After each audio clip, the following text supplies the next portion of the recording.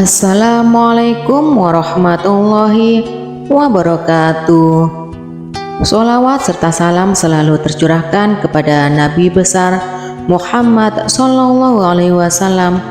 Allahumma sholli ala Sayyidina Muhammad wa ala ali Sayyidina Muhammad.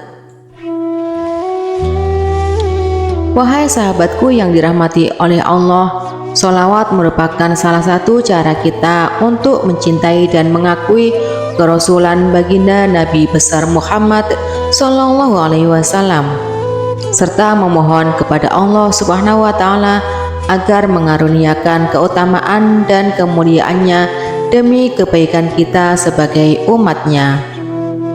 Dalam hal ini terlihat jelas bahwa sholawat tidak hanya sekedar penghormatan kepada baginda Nabi besar Muhammad Sallallahu Alaihi Wasallam, tetapi juga memiliki hal lain yang sangat penting, yaitu berdoa kepada Sang Khalik sebagaimana Rabb semesta alam. Oleh karena itu, kita berharap ada perantara yang dimaksudkan dan sangat diperlukan, yaitu Rasulullah Sallallahu Alaihi Wasallam. Allah Subhanahu wa Ta'ala berfirman di dalam ayat suci Al-Quran, sesungguhnya Allah dan para malaikat bersolawat untuk Nabi.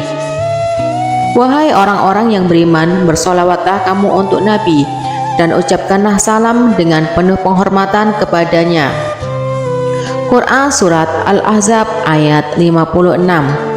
Sudah banyak kisah yang menakjubkan mengenai manfaat dan hikmah-hikmah beragam yang dialami oleh mereka yang gemar bersolawat, baik yang telah dipanggil oleh Ilahi maupun yang masih hidup. Di zaman sekarang, melantunkan sholawat tidak hanya membawa ketenangan hati, tetapi juga mengandung hikmah-hikmah yang tak dapat dinalar, sebagaimana yang terdapat dalam kisah karya Tauhid Nur Azhar dan Sulaiman Abdurrahim.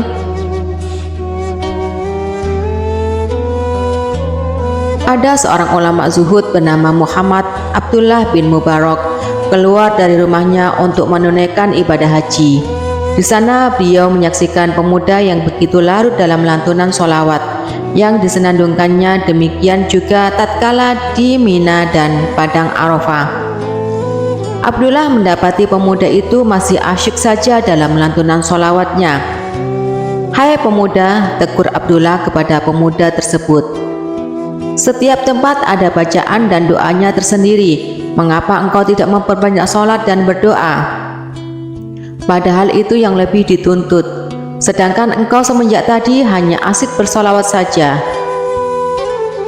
Saya memiliki satu alasan tersendiri mengapa saya memilih begitu khusyuk dalam bacaan sholawat, jawab pemuda itu. Saya beranjak dari tanah air Khurasan bersama bapak saya untuk menunaikan ibadah haji. Setiba kami di Kubah, bapak saya terserang penyakit parah, sehingga ia menghembuskan nafas terakhirnya di hadapan saya sendiri.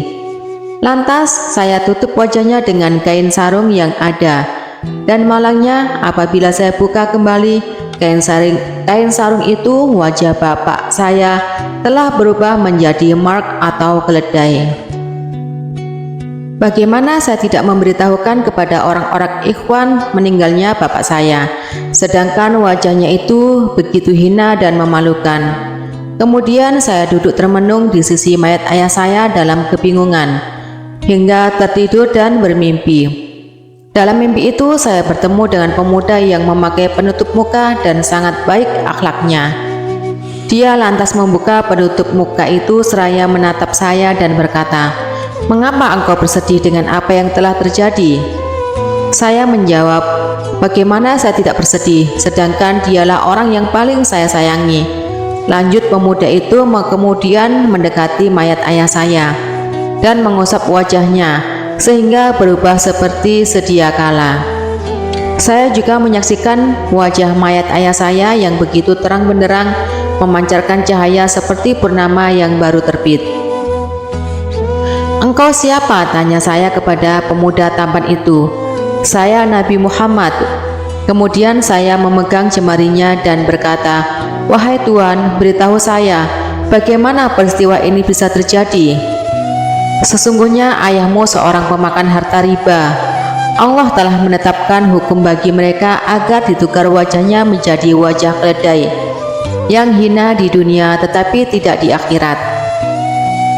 Semasa hayatnya juga ayahmu termasuk orang yang gemar bersolawat kepadaku sebanyak 100 kali sebelum tidur.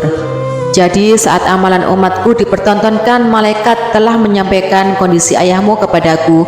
Aku telah memohon izin kepada Allah Subhanahu wa Ta'ala untuk memberikan syafaat kepada ayahmu, dan demikianlah aku datang untuk memulihkan wajah ayahmu sebagaimana sedia kala. Sahabat beriman yang dirahmati oleh Allah, semoga dengan kisah ini, yaitu kisah di atas, bisa kita ambil pelajaran dan hikmahnya untuk kita semua, yakni dengan senantiasa membaca sholawat bisa memberikan syafaat kepada kita baik di dunia maupun di akhirat kelak. Amin amin ya rabbal alamin. Wallahu alam. Wassalamualaikum warahmatullahi wabarakatuh.